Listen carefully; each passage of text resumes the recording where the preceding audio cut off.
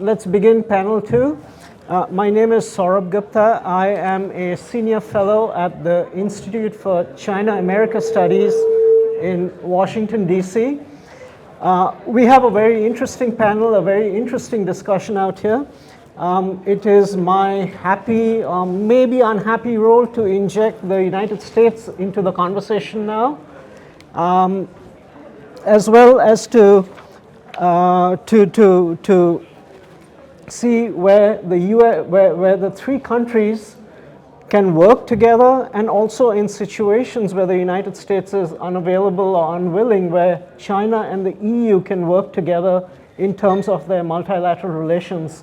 So I am both injecting the United States into the conversation here, and also trying to broaden the conversation beyond just EU-China bilateral relations to bring in multilateralism.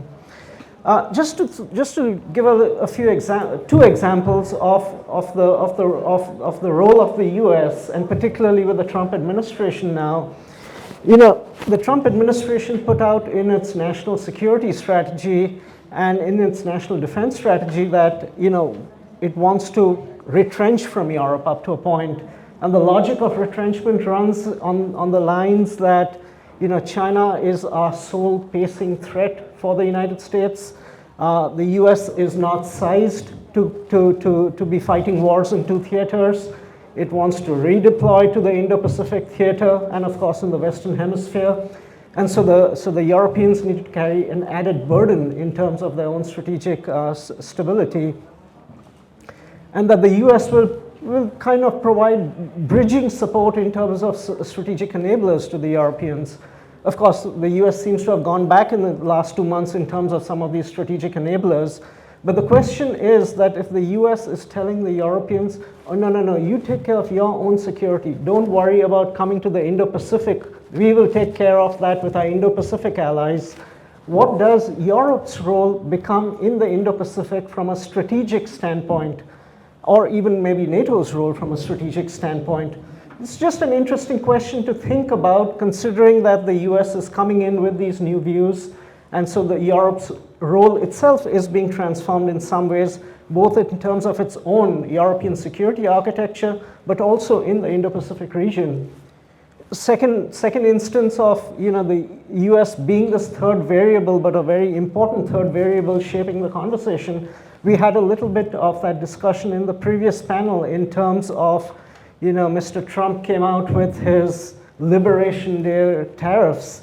And in response to that, I mean, it hit everybody, of course, but in response to that, and the tariffs on China were some of the highest, China shot back with some of its critical minerals controls. It announced them rather than actually really deploying them per se. And we had then later in September, even though the US and China were in a conversation, the US went ahead with what it called its export control 50% affiliates rule, which brought in a lot of the Chinese firms under US export controls. And then in a way, China kind of weaponized its own critical minerals controls. And as we saw, the aim was to respond to the US, but its effects are global and its effects are also on the Europeans, and in a very significant way. So the questions then arise out here is that we can't keep the US out of this conversation, particularly the Trump administration, which is disruptive in a variety of ways. But then also, where can the Europeans and the Chinese work together, or how are they going to engage the international system, both independently, autonomously, and jointly, and what can we expect from that? You know, in terms of, can they shape rulemaking in terms of industrial policy on new rules for trade and environment? We talked about, as I just talked about a little bit ago, in terms of strategic stability. Can the EU and China jointly work on any flashpoint issues globally and try to resolve them? So there's much to converse out here. We are widening the aperture beyond just EU and China bilaterally to talk about these things multilaterally. We're widening the aperture to bring the United States into the conversation. We have 4 very good panelists out here. In order of speaking, we are first going to go with Dr. Anatol Lieven. He is the director of the Eurasia Program and the Andrew Bacewicz Chair in American Diplomatic History at the Quincy Institute for Responsible Statecraft. Next, we will go to Dr. Yu Jie, who is a Senior Research Fellow for China at the Asia Pacific Program at Chatham House. We then go to Dr. Andre HÄRTEL, who is the head of the Brussels office of the German Institute for International and Security Affairs. And we'll round up with Dr. Yan Shaohua, who is the Associate Professor and Deputy Director at the Center for China-Europe Relations at Fudan University. My request to the panelists is to try to limit your initial remarks to about 8 minutes each, and so that we can have about 15 minutes of discussion and conversation time at the end. We plan to end the panel at 12:50 p.m. so that we can move on thereafter to the next stage. Go ahead, Andre. Thank you so much. If this is a bit loud, if I talk for too long, give me a kick and I'll stop. Thank you very much for inviting me. I'm delighted to be here. I must confess, I'm really a China expert, although I was in China for meetings last month and I've been there quite often. I suppose I begin with two pieces of advice on which I would then elaborate. To the Europeans, don't be afraid of China, or if you're going to be afraid of China, be afraid for the right reasons, and for European reasons, not for American reasons. And to the Chinese, don't feel that when it comes to business or economic matters, you always have to try to strike the hardest possible bargain on every occasion. So to start, you mentioned the European security role in the Indo-Pacific and what it is or what it should be. Well, I have a clear answer to that. None whatsoever. Zero. Zilch. We simply lack the military means to play any significant role in that area beyond perhaps some arms sales, about which we ought to be quite careful anyway. If you look at the recent European and British, Britain is still part of Europe, kind of, in a way, as Russia is, and other places which are not part of the European Union. You know, we sent this aircraft carrier group to the Pacific, but we couldn't provide the escorts. So they had to be sort of more or less patched together by other people. You know, you have these things of a European country displaying its commitment to security in the Indo-Pacific by sending one frigate for 2 weeks. Britain emphasized its commitment to security in the Taiwan Straits by sending a patrol vessel armed with machine guns through the Taiwan Strait. I don't know how far that may have annoyed the Chinese. There was certainly no particular reason for it to worry them. On that, we have no ability. All we can do is annoy China without actually being able to do anything about it.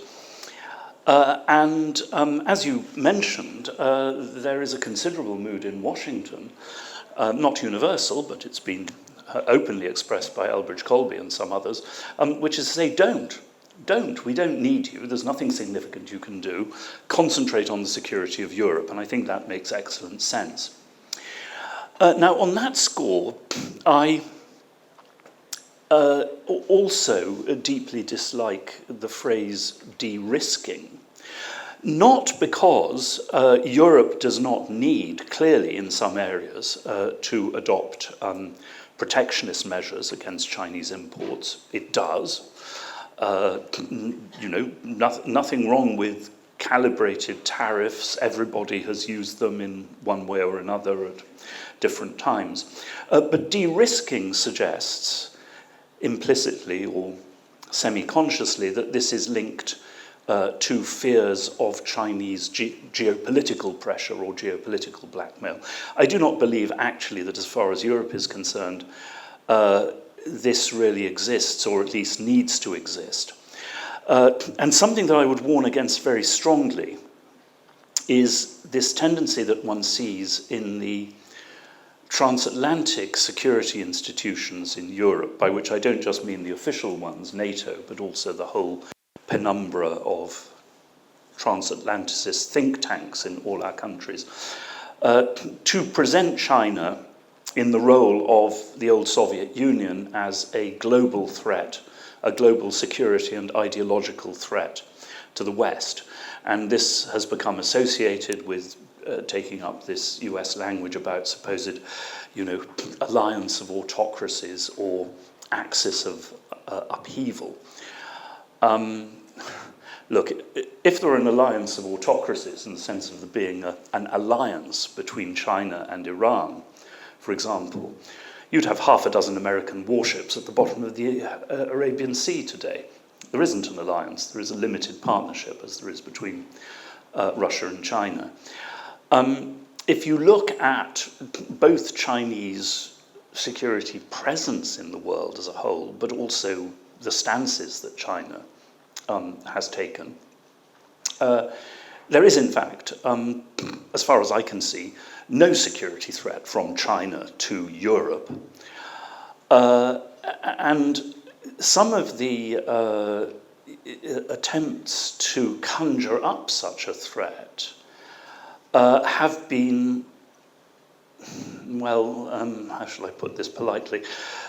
Just to give you an example, I was recently in a discussion about the supposed Chinese and Russian security threat in the Arctic.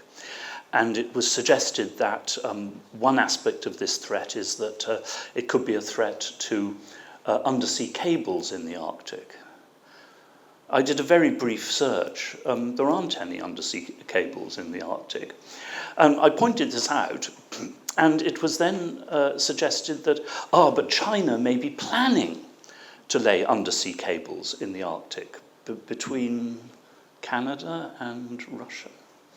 Anyway, but I said, hang on. China is a security threat to its own undersea cables? Oh no, but Russia might be a threat to Chinese undersea cables, which is, so the Russian threat to Chinese undersea cables which don't exist is a threat to the West. Really? Incidentally, just on that particular score, I think this idea of Chinese and Russian security threats in the Arctic, apart from being stupid, I mean, the security threats, insofar as they exist, have been there since the 1960s. It's obviously the nuclear missiles pointed in both directions and submarines buzzing around. But having Chinese and Russian merchant ships going to and fro across the Arctic is not a security threat any more than ours, which will do the same, will be a security threat to Russia and China. Now, in this specific case, but with wider reference, this is also very foolish because it legitimizes, in a way, Trump's claim that it is necessary for America to control a part of European territory, i.e. Greenland, because of this security threat, supposedly. So we are, in a sense, pointing a pistol at our own heads by stressing this. As I say, do not confuse the interests of Europe vis-à-vis China, and the threats to Europe, which in my view are real to a degree, but economic, with falling for arguments which are in fact intended not to resist Chinese aims for global hegemony, but to support US geopolitical agendas, with which Europe has no intrinsic connection. The other thing is, please don't think, out of a desire to somehow keep the US involved in Europe because of fear of Russia, that this requires siding with the US against China, thereby, of course, helping to create a Chinese-Russian axis, which is certainly not in the interests of Europe, or indeed, I would say to a degree, anyone else. So when it comes to the need to a degree, defend European economies, imports, this is an economic issue, not a security one. One, of course, which needs to be negotiated with China. I can't go into the details of this, but I would feel foolish discussing them. But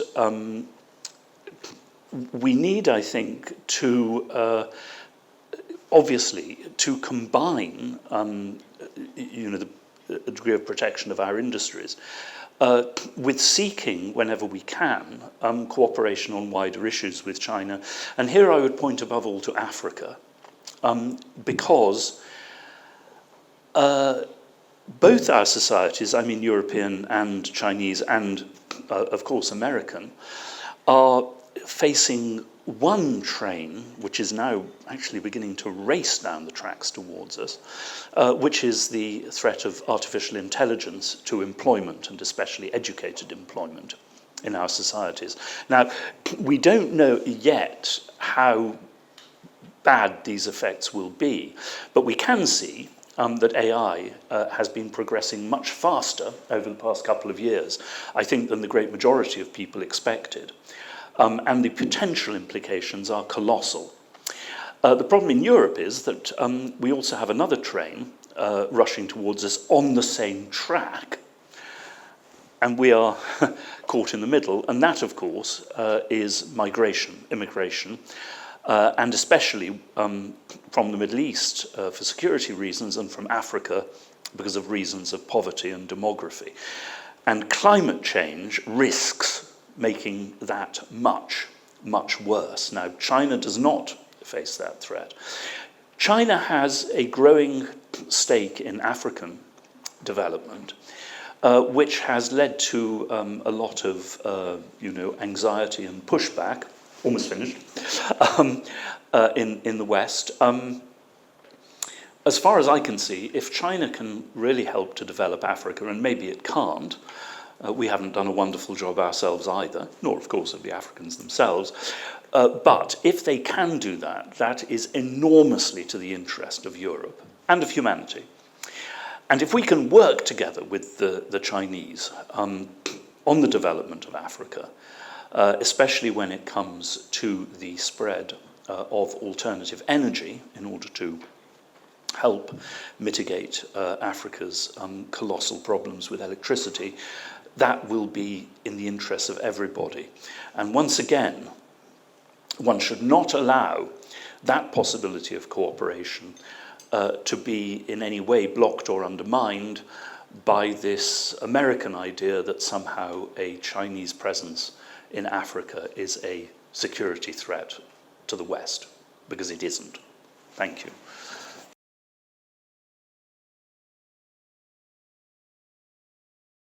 I think there's obviously the China and EU have been so consumed with their bilateral issues so much that there's so much scope for third-party cooperation in third country or in functional areas. I think that has been kind of eclipsed a bit, and thanks for raising that point.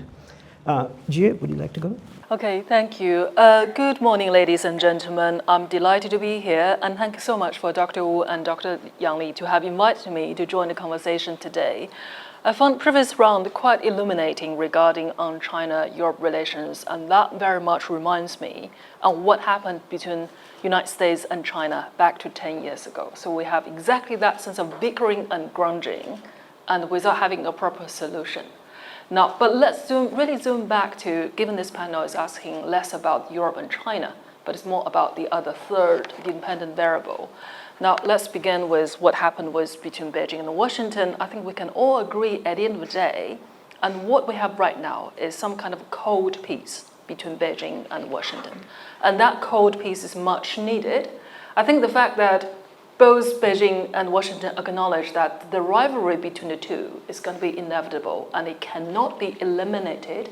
And however, it can manage to be to a degree that is controllable, that is less damaging for both countries' economy as well as the global economy. So I think that's much needed cold peace between China and the United States actually set example for Europe and China to looking for a proper solution to avoid strategic mistakes that are supposed to potentially in the making for now. So I think also among the Chinese scholars and strategy community, there have been debate numerously on what kind of United States does China prefer. And one revelation what I found out is actually, does China prefer Trump's America? that is gradually declining, but largely disruptive and also militarily adventurous. Or China would prefer a United States that's continue to play the so-called rule-based international order and gradually declining and to be more predictable. And I think Beijing is very much in two minds about this. So exactly what America that China would prefer. I think China would still prefer America that is largely play with the rules and play by the rules and being more predictable. I think that would equally apply for many transatlantic partners and transatlantic alliances in here as well. I know within this room and also among panelists, it seems to have some kind of hope that because of the temporary breakdown of transatlantic alliances between, between Europe and United States, and this would actually provide some kind of opportunity for China to engage with Europe even further. However, I may have to disappoint many of you in here. I think that somehow it's not been very much shared among the political elites, particularly in Europe, and particularly America's closest allies, for example, UK and several others. They do not necessarily consider this temporary breakdown of transatlantic alliances would be something permanent. And they would consider it as only a blip. But the continuous trajectory would be that United States and Europe will work very closely together regarding the security architecture within the continent, and particularly given the still ongoing wars going on in the continent and so on and so forth. So I think let's be clear-headed in here, even though we do have a temporary breakdown between United States and the European allies. And I think that kind of rift will be something more repairable than less repairable. So that's another element. Let's be really stay cool-headed on this. Now, thirdly, what I'd like to say is all the foreign affairs will go back to domestic politics. And all the foreign affairs, at the end of the day, will have to serve the purpose for the domestic political economy. Now, what we have so far in Europe is we have extremely high inflation and continuous rise in cost of living. And then if we are really going to have entering a period of trade war with China, with the world's second largest economy, the consequences can only be bared by the European consumers. It cannot be bared by the politicians and those who are looking for a voter. So I think ultimately it is the economy that would call the day. And I think equally China considered this very carefully too. The reason why Beijing has put forward 4.5% of GDP growth in the beginning of this year, which is probably the slowest in the last 5 decades, and it's precisely that Beijing also felt the geopolitical headwind, and to some extent, will have a huge impact on the Chinese domestic economy. So I would really hope that the two sides will come up with some kind of solution rather than just this continuous confrontation, because neither side can afford such elongated confrontation, both on economic terms and sooner or later will be extended into the political terms as well. I think ultimately what we really do need in here is a new terms and conditions of this economic competition between China and Europe. I mean, it's inevitable that two economies will compete one way or another. I mean, that's just the nature of the progression. But ultimately, I think that terms and conditions need to be set very clearly. If China and the United States could come up with some terms and conditions to coexist with each other, and perhaps that terms and conditions is not in everyone's favor, perhaps it's the second best, but I think that perhaps that terms and conditions are better than having none, and rather than just grunging against each other. And I think secondly, we all have to admit that the world is not only about dependency. The world is also about interdependency. The world is also about mutually assured damage. And if we are really going to start trade war on all different fronts, a mutually assured damage will only be done, and only the consumers, at the end of the day, everyday household will bear the cost on this. So I think I really do hope the policymakers, both in China and in Brussels, will keep a cool head and to find out some solutions that perhaps works for everybody. So I ended in here. Look forward to hear your questions and comments later. Thanks, Jay. I think it's a great call for both sides they enjoy agency. They need to put that into effect You know, you talked about Beijing being in two minds and doesn't know which way exactly it wants. With regard to the Europeans, waiting maybe again for a democratic administration and rules-based. And so neither side actually moves forward in that way, in a way where they proactively engage each other, even though they need to have the agencies to do that and to, in a way, transform the world into a better place. I mean, you won't have bipartisan consensus in 3 years' time. The thing is, bipartisan consensus is a thing of the past. Thanks, Jay. Andre, the floor is yours. Yeah. Thank you very much, first of all, for inviting me. I had the pleasure of attending a few of these conferences already here in Brussels, but also in Washington, D.C. And I think there has developed we have developed a very good partnership between our institutes, so the German Institute for International Security Affairs and the ICES. So thank you for inviting me. Having said this, it's kind of hard for me in a certain way to add something which hasn't been already said. But I will try to, in my very limited remarks and limited time, to push one central thesis forward. And that is that Europe, as we call it here, or E-Europe, is just about building the basis of actorness. And I think this is something all sides have to understand if we talk about Europe as an actor in this triangle of US, China, and EU, Europe.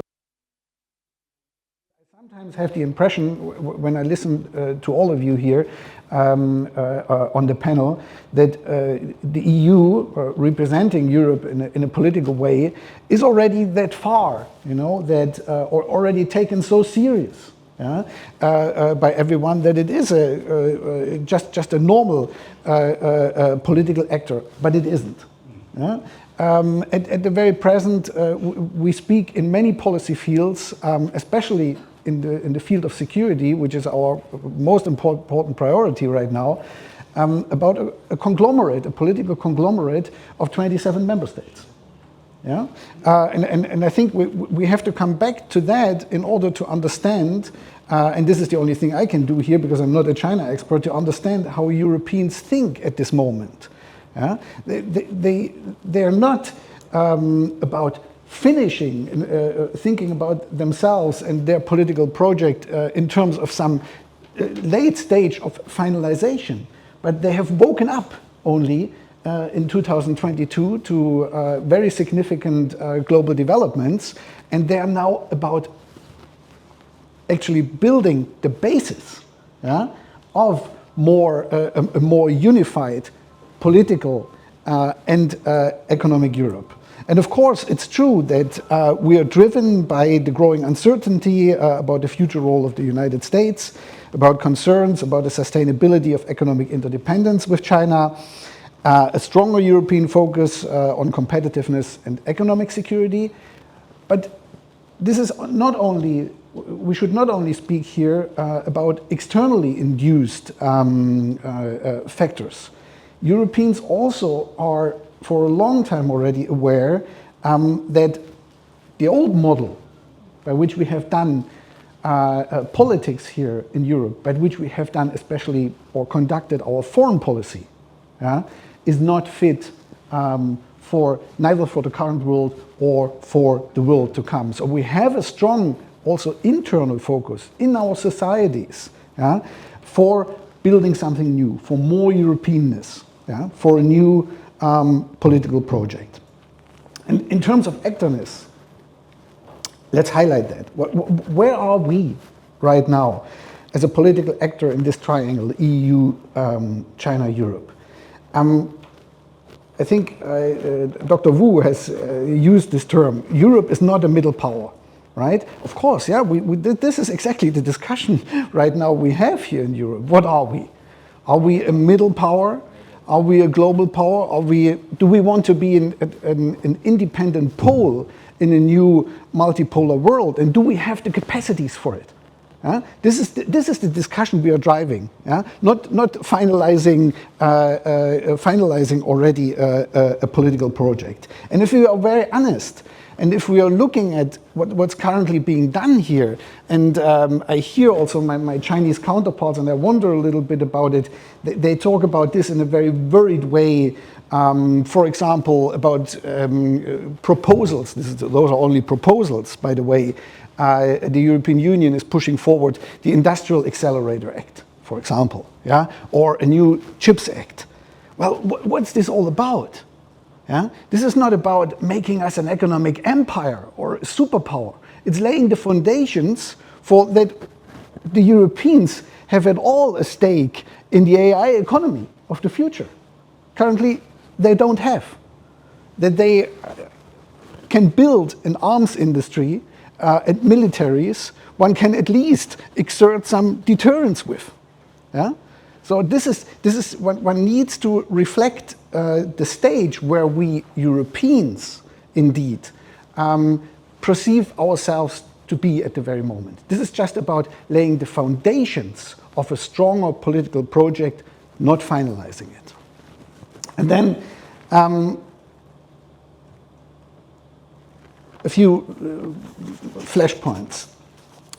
Which basically flow from that, or observations which flow from that. If we talk about, and I do not want to add too much to it, to the discussion on the trade issue, but where we are coming from now as Europeans is really, yes, it is defensive from a certain point of view, but our most important priority at the moment is to find a way back to competitiveness and growth. Yeah? This is what's determining our economic policy.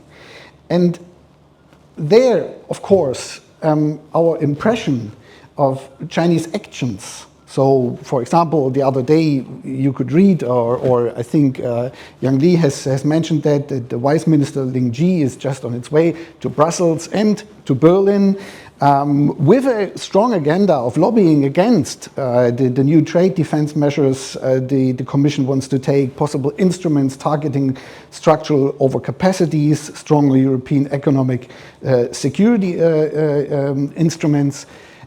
Yes, this is true. Yeah, we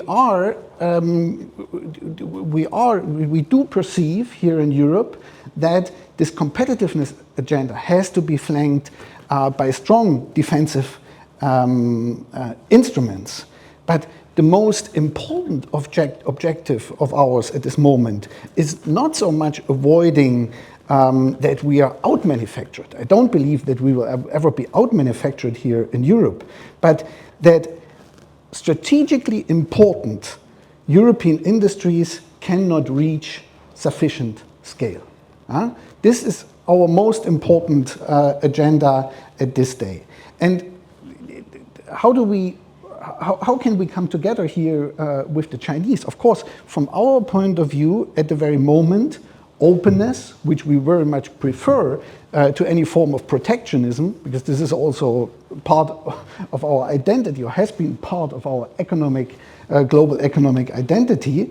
But this depends on reciprocity and the political support from the other side, which we currently do not see very much. One small remark, because we haven't talked about this very much, and I also want to bring this in order to understand the European side a little bit better. Our competitiveness agenda and the problems or conflicts of interests we are at this point perceiving to have with the Chinese side is every day, or by the day, overshadowed more and more by the tech agenda. For Europeans, the AI race and our current position in this race looms very large, and it looks to us like an acceleration, a possible acceleration, as a potential acceleration of the dependence we are already feeling in many economic fields on the Chinese and on the US. So this is an existential threat from our perspective, And I think this will be the much more important point to talk about in the future than just about the trade agenda. Last point from my side, of course, unity matters. I will say this very openly. The Chinese side, from our perspective, and this is also part of our quest,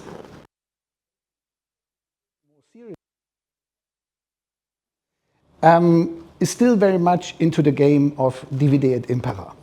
So it's not by coincidence that visits to Berlin or visits to Brussels are always connected to visits in Berlin or even in Madrid. One tries to play the member states off against each other, also because I understand that has, I started with that, the conglomerate of 27 member states with very different opinion on nearly everything.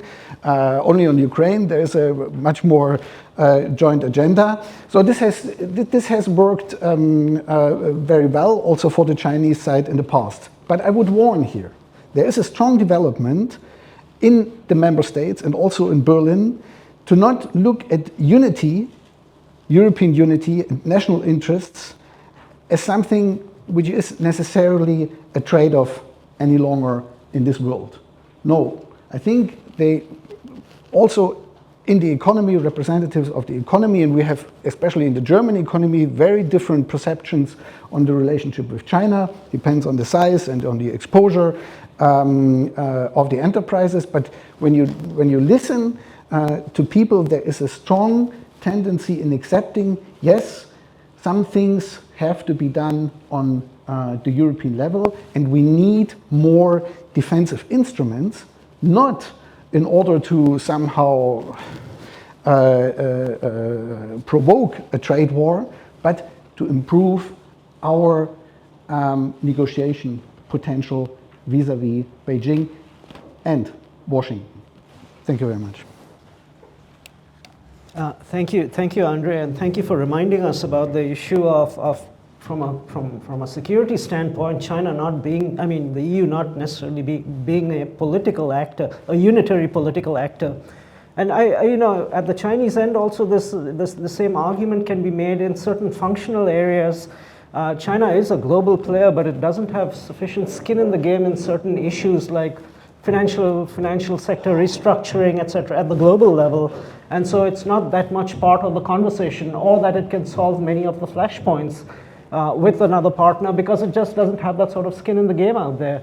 But maybe one of the ways around it is in those areas where the EU is a unitary actor, like at the WTO, that they can engage in rulemaking, and in those areas where China is emerging and has skin in the game, say in terms of debt restructuring in poor African countries, where China is a very significant lender, they can start writing new rules in how you do a new debt restructuring rule book.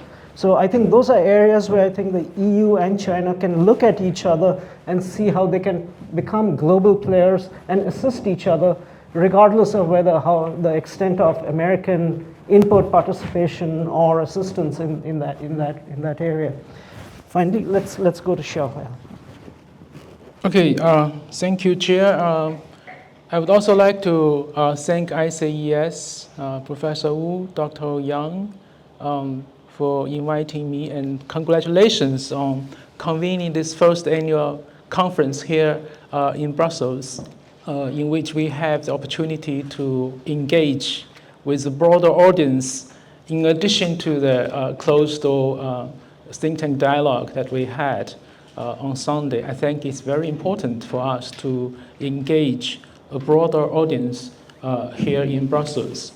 I remember the last time I took part in this kind of open event was like 10 years ago, when I was a student at the College of Europe in Brussels. But so many have changed. But I think it remains important to have this kind of open dialogue between the two players. So I would like to take this opportunity to share some of my observations over the general patterns of China-EU-US relations. So when I look at these important trilateral relations, one thing stand out, or one thing that caught my attention is that never has there been a period in which this trilateral or three bilateral relationship is working well. China-US relation, I mean, okay, recently is improving, entering a constructive strategic stability period. But still, I think there are a lot of uncertainties. China-EU-US relation, transatlantic relation is at a low point. China-EU relations is also in tension, especially recently. So there is kind of chaos right now, a lot of uncertainty where this trilateral relationship will go, or people would argue whether there is a trilateral relation. Because previously this trilateral relation operated on the basis of rule-based international order, but then of course the EU-US transatlantic relations are closer because they are allies. But nowadays, I think this basis of the trilateral relationship has largely been undermined. So, but I think this is not necessarily something bad. I see also opportunities to reconfigure these trilateral relations based on the new reality. So that is the spirit I would like to start with.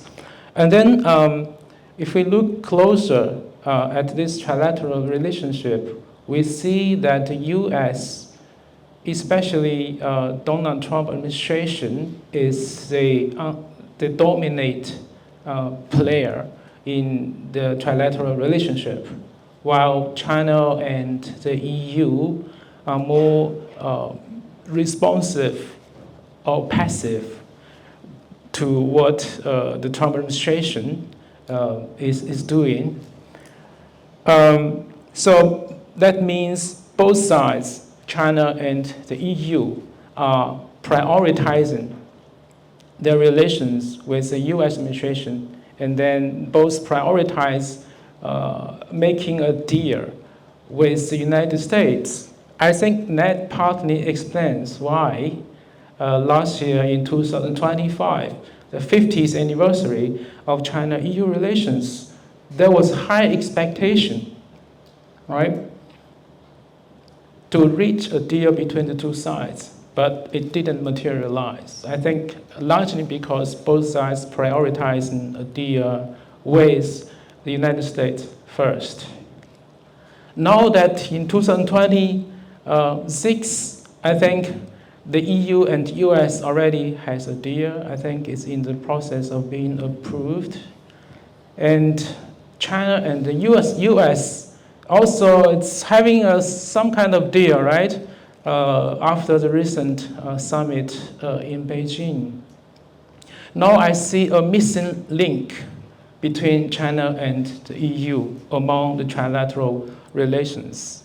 So I think it is time for China and the EU to close this missing link among the three parties. Now that China, US has a deal, and EU and the US have a deal as well. And then why not? I think it is the time for China and the EU to talk about a deal or a new framework, which I have been promoting in the last round of EU-China think tank dialogue as well. And the purpose is to, I think, yes, I'm aware of all those challenges that we are having, our capacity or trade imbalance, subsidy, etc. But I think my point is that as long as China and the EU do not see each other as security threat, as you said, rightly said, I think all these issues are manageable. Okay, they can be managed as long as we are not there. So I'm not so pessimistic. Okay, that's my point. And the point is to to provide a framework to set the conditions and terms of the competition, as Dr. Yu Jie rightly pointed out. But I think for that to happen, of course, we both need to do our work. And from a Chinese perspective, what we expect from the European side is to have what Europeans are championing for a long time, European strategic autonomy, which I have a whole book on the topic in last year. To put it short, I think from a Chinese perspective, European strategic autonomy is not only about increasing defense capability, increasing your muscles, but also it's about, the mindset, especially a shift in mentality and in mindset. And in the context of EU-China relations, I think it means the EU also might need to have a different mindset in dealing with China. I did some research comparing the European and American approach towards China. I think one fundamental difference between the American approach and the European approach, I would characterize it as a difference between a strategic approach and a tactical approach. I mean, the US has a grand strategy or China strategy under the framework or under the paradigm of great power competition. So the US sees China as a great power and deals with China on the basis of power to power, which from a Chinese perspective seems easier. Okay. Well, Europe doesn't have a grand strategy or coherent China strategy, and Europe does not see China eye to eye or power to power. But that could be an advantage, right? As you said, so no security threat. So I mean, although the other issues are manageable, so that is advantage. But of course, that can be a disadvantage as well, because that means there is not so much at stake. Both sides prioritize United States. Okay. So yeah, I would say maybe it's time for China and Europe and also the United States to have some grand bargain based on the new reality to face the challenges that we have. Okay, I will end here. Thank you. Thanks, Shaohua. It's fascinating you talk about it, that so much of what we talk about EU and China is framed in the language of challenges, and it's not in terms of opportunities, especially as you're talking in terms of when trilateral relations are being reconfigured. And so I think that was an important point that you made, and I want to tie one point that you made to what Andre said in his last para, when he spoke. And he spoke in terms of Europeans trying to build out their own European project, particularly since 2022. And maybe one of the challenge to the Chinese side is that how can China become a positive actor in trying to help in the build out of that European project? It's, the conversation is never framed in those terms, but China is in a capacity in terms of European industrial build out, et cetera, et cetera. And so from that point of view also, that would help, coming back to your point of how to reconfigure the trilateral relationship. I think they can do so in ways where they don't see each other as challenges and can bring something kind of positive sum to the relationship, which is better not just for them bilaterally, but for the world too. Okay, we are well placed on time, fortunately. We have little under 15 minutes to go. Let's go straight into a Q&A phase. If there are points that you would like to make them too. It doesn't just have to be questions, but again, keep it a little brief, and let's move forward on that front. Go ahead. Yes, please. Behind you, and then let's go to you after that. I'll speak again. On the basis of what we did we organized a webinar a few months back with the ICAS precisely on the relationship between the US and China on energy. And I would like to ask a question about energy. And the framework of that webinar was petrostate versus electrostate. We have right now a very, very clear strategy in China, which is electrostate. Electrify everything. Why? Because China is short on fossil fuels. Geography is destiny. As it happens, Europe is also short on fossil fuels, and the US is plentiful in fossil fuels. So it's not just ideology, it's geography and resources.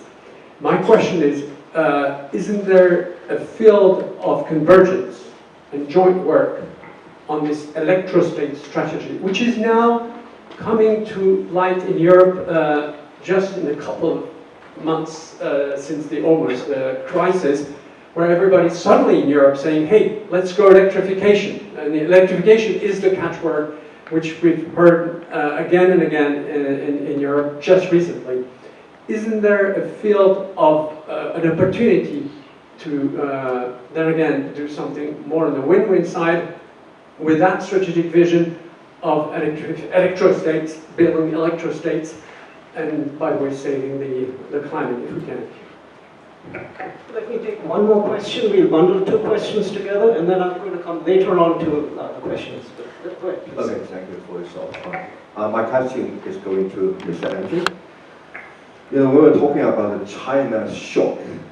Indeed, we also feel a little bit of a European shock as outsiders, because as we know, since Trump 2.0, people were thinking that okay, maybe now it's time for European Union, for Europe, to make some more reasonable choice with its position in so-called big power gaming.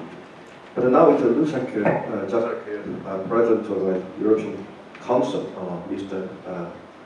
Costa mentioned that okay, now Russia, China, and the United States, they are also research, all of them. These are challenges to European Union, and some other.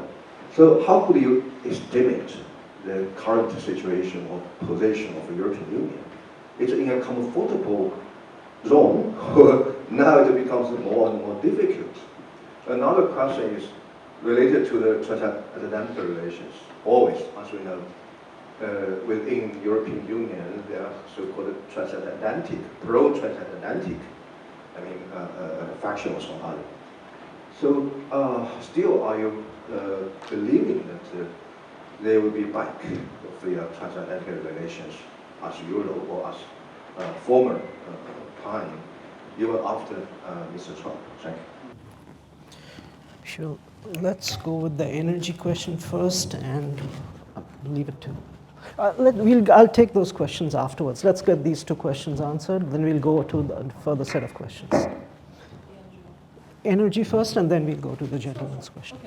Okay. Regarding energy, I know electrification is a very strong word and also very popular in Europe. However, I think it's not just the electricity itself. It's the installation, but it's also to do with the ideas of having the right infrastructure to install your electricity to be used. And I think on that point, at some point, the Europeans need to update and upgrade its infrastructure. So I think we're still in that very long process regarding the so-called electrification and so on and so forth. So I think that's, yes, it might be a very good idea to talk about it, but the devil is always on the implementation. So how are we going to implement it in a way to save the energy? And I think surely what happened was the Strait of Hormuz, and that would actually raise the alert and alarm to the policymakers. For example, it's not learning from the Chinese, but learning how just to be practical and really come back with a lower electricity price. And hence you would have the EVs, and you would also have the data center and training for the AI. That is much needed as well at the same time. Yeah. On the first question, energy, I think this is mirroring many debates we have here. Of course, on first glance, if you only take the economic perspective, yes, there's a big rationale for coming together here. Yeah? But on the other hand, I think, and this is where I see the mirror to, or the parallels to many other discussions, it's a highly politicized field, and there's not a lot of trust. Why? Because we have an asymmetric relationship here if it comes to electrification and if it comes to green tech. Yeah? The simple fact is that the Europeans have taken the wrong strategy in the last 1 or 2 decades here, and they have been out-strategized by the Chinese. This is how they feel. Chinese now dominate the supply chains in many of those industries. Yeah? Solar panels, batteries, EV batteries. And so the European debate here would be always, oh, but who would we be in such a beneficial win-win relationship? We would always be the smaller one. So let's first of all see how we get a grip on those supply chains again, and try to get somewhere where we can, from an eye-to-eye perspective, build something together. So this is highly problematic, and this is most of all the Europeans' fault. It's not the Chinese fault. Yeah? Then on your question, we are not in a comfortable position. I think I made this clear by what I talked about. Our perception is we are just building the foundations of what we need, yeah? And then we need to speed up and scale in the second part. Yeah? If it wouldn't be for this audience here, so I speak a lot to European audiences and to audiences in the member states, and there. I'm already trying, when I speak about the European answer to our global challenges, to take out the pessimistic note a little bit. Yeah? So, for example, I'm speaking a lot about Ukraine because this is also the issue where I come from, and where we have been spending our energy. Yeah? In a prioritized way since 2022. And we have done a lot of things correct, and if we take this as a blueprint, our Ukraine policy, I guess we are headed for a reasonably good future. But our problem is that this political apparatus we are speaking about here, yeah, is still so weak in a way that it can handle only one issue. Yeah? And not the others. And this is really where I'm really in strong agreement with you. Maybe this is the answer, that we won't get to this grand deal before Europe becomes more of a power and is able also on different subjects than just Ukraine to come up with a clear position and clear objectives, common objectives. Yeah? Because currently this is not possible. Yeah? Just the political structure does not allow it. Yeah? In terms of the transatlantic relationship, I'm a little bit more, or I have a different opinion. I think, yes, in terms of political elites, there is still the hope that after Trump, this will all somehow normalize. Yeah? But why? Because obviously, they are very afraid of the alternative and of the costs. Yeah? A long-term breakup with the United States, yeah, would create. But as a think tanker, I'm saying especially in terms of geopolitics, in terms of security policy, you always have to prepare for the worst. And it's a high time to prepare for the worst. Sure. Would you like to take a shot at this? Yeah. Just a short comment on the issue of petrostate and electrostate as well. Because this is a very complicated issue. I mean, energy, climate change, green transition. I think we need to go beyond the bilateral level to look at energy and electrostate as global public goods. And I think green transition remains to be, China said is the color of EU-China cooperation in this open statement after the summit. And I think, of course, we have competition. But if you look beyond the competition between EU and China, competition is not necessarily bad. for global green transition, because competition means more commitment, more investment, or more even subsidies, and that could have, positive spillover effects to other countries in the global south. Okay? So why not have something like a green Marshall Plan to serve as a global public goods that is beneficial for global green transition? Let's go to questions at the back out there. Yeah, on that side first, then I'll come there. Thank you very much, Chairman. Andrej Dostal, member of European Parliament, Czech Republic. I would like, just for the sake of discussion, contradict the thesis about EU being like a single entity. It is not legally, it was rejected 20 years ago, but more importantly, it is not economically. Empires have inertia, and I'm quite a young person, but I was born in Czechoslovakia, which made all the business to the east, same as the most of our part of Europe. Our oil and gas was and should be naturally coming through pipe from the east, not through the ship from the west. It doesn't make any sense because we are landlocked countries. Our machine goods, our production was going naturally to all the eastern countries where we still have friends. It is very different from the Western Europe, which is naturally oriented towards the sea, towards Atlantic. And EU is not a federation, it is basically an upgraded ASEAN. It is an economic, cooperative, very good one. But don't you think that it might be natural for part of the EU to cooperate with the East through the Silk Road and letting the other part of EU cooperate to the West like they always did? I'm Jiaxing from APCO. I'm just here to share a comment from our senior director in APCO. He basically says that the US has been sucking all the oxygen in the room for EU-China talks. And the EU and China should decide when we want to involve US element and when we would not. And I really like how you benchmarked how US-China relations as the informed visibility for EU-China relations at this moment and moving forward.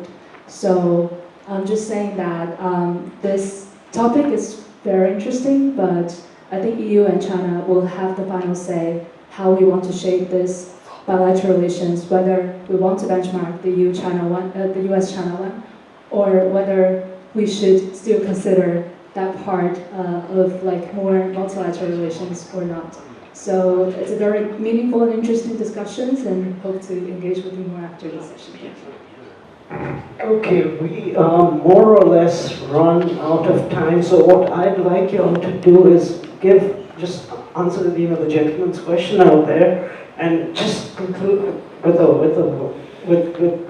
the final views. No more than 30 seconds each. Well,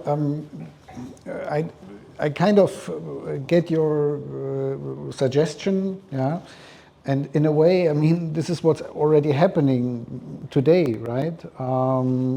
If you look at the different positions regarding China, if you look at states like Spain or Hungary, which are for many years already about exposing them to a large degree towards China. This is already happening, but I ask myself if such a middle way is possible and fruitful for Europe in the long run, right? What we need, what I just said, is in order to really compete or also to negotiate, yeah, as Europeans. We need to find towards a strategy we all can agree on, a political and economic strategy. Otherwise, we will divide et impera politics against us. This will go on, right? So I have a hard time imagining that this can work in terms of reaching our overall objectives. Yeah? in this kind of with this kind of relationship, with this kind of approach, there will remain a strong asymmetry between in both US-Europe relations and in China-Europe relations, where we will always be, as Europeans, the much smaller and the much weaker actor. And this is not how we will get to a grand bargain, not at all. Can I invite my other panelists to just give a 30-second one key takeaway or one last comment on the topic? Do you want to go first? Thank you.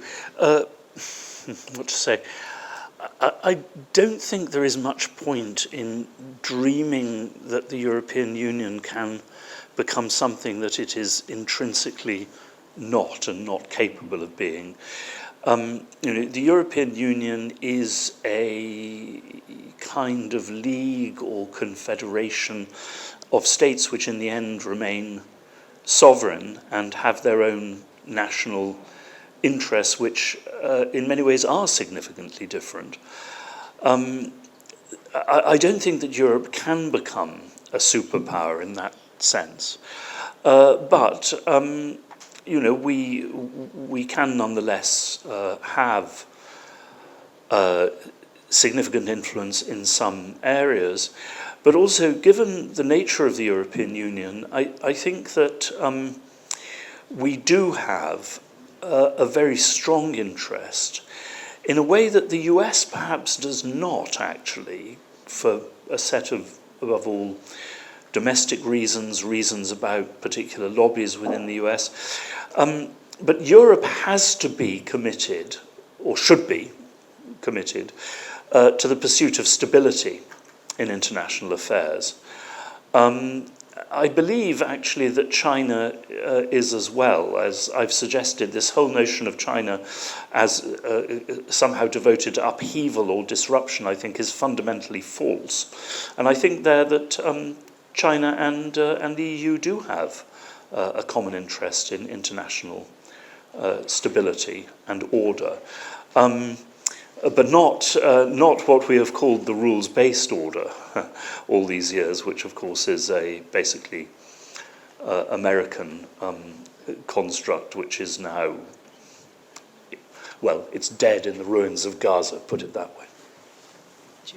Well, give me 30 seconds and I'll try to finish off in 30 seconds. When I said earlier about the so-called mutually assured damage between China and the United States, I think that would equally apply between China and Europe. So let's really take a cool head with perhaps really trying to avoid the economic Armageddon. And I do not use this word Armageddon very lightly in here today. But let's really keep as a cool head. Okay, I'd just like to re-emphasize what I have said during the EU-China think tank dialogue. Yes, we are having problems, but I think those problems are manageable. What we need is strategic patience. In Chinese, we say 战略定力. So stay calm, stay patient, and carry on. On that note, I think we will conclude the panel, and I think we have our speakers for our next panel already.